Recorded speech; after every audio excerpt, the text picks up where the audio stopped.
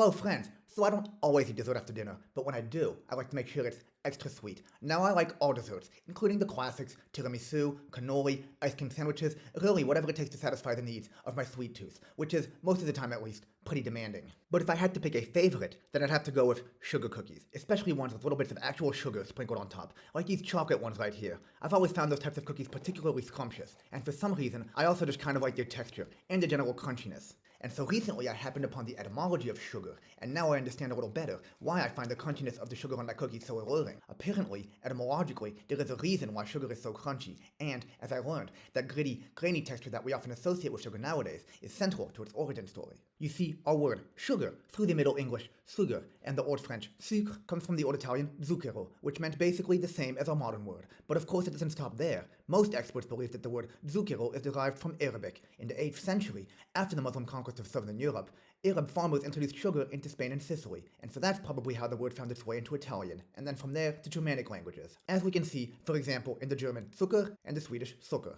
But anyway, the origin story doesn't end there. If we go even farther back, we see that the Arabs got their word from the Persians, who used the word shakar, a word which had come to them through the Khyber Pass in modern-day Afghanistan from India.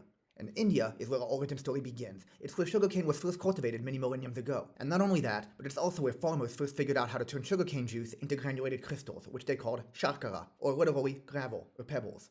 Those probably aren't the first words that come to mind when describing sugar, but I guess I could see why they were called that. Anyway, another thing that Indian sugarcane farmers in prehistoric times figured out is that when you are able to clump a bunch of these sweet shakara pebbles together, then you get what they called khanda, or literally fragments, pieces, from the root khand, or to divide, break into pieces. And, interestingly, that word khanda is the ancestor of our word candy.